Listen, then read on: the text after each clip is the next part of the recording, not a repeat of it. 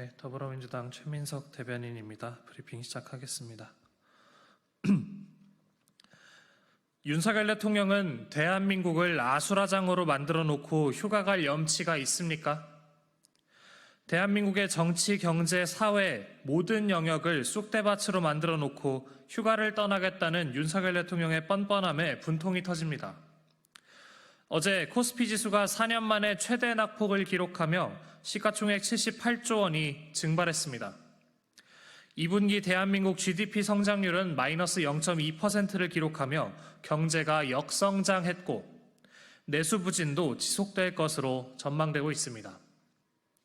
무엇 하나 정상적으로 돌아가지 않는 경제와 악화일로의 민생에 국민께선 코로나 때보다 더하다며 신음하고 있는데 대통령은 유유자적 휴가를 간다는 말입니까?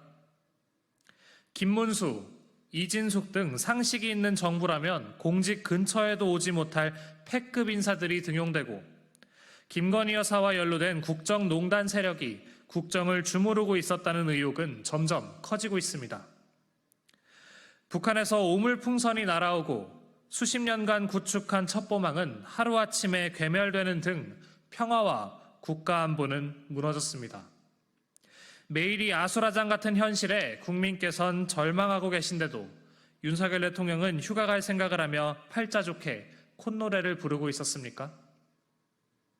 심지어 휴가 중 야당의 방송사법, 노란봉투법, 민생회복지원금법에 거부권을 행사할 것이라는 전망마저 나옵니다. 무너진 민생은 나 몰라라 하고 고집불통 국정 운영에 방해되는 법들은 거부하면 무너진 민생은 나 몰라라 하고 고집불통 국정 운영에 방해되는 법들은 거부하면서 아무 근심 걱정 없는 휴가를 만끽하겠다는 말입니까?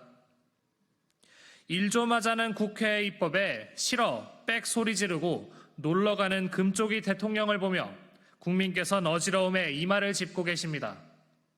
대한민국을 쑥대밭으로 만들고 룰루랄라 휴가를 떠나는 윤석열 대통령의 무책임한 뒷모습을 보며 국민의 분노는 더욱 커질 것임을 엄중히 경고합니다. 이상입니다.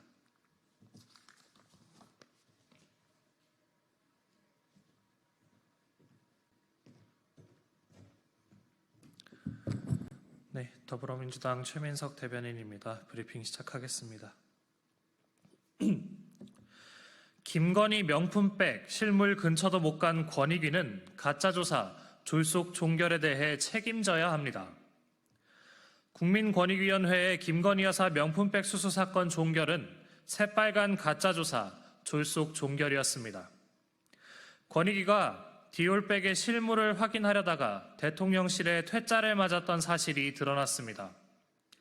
명품백 실물은 물론 청탁금지법 규정에 따른 신고서가 작성되었는지, 명품백이 정말 대통령실에서 관리되고 있었는지도 확인하지 못했다고 합니다. 권익위는 분명 관계기관과 이해관계자 등을 충실히 조사했다고 주장했는데 명품백을 보지도 못했으면서 대체 무엇을 조사했다는 말입니까? 권익위에 묻습니다.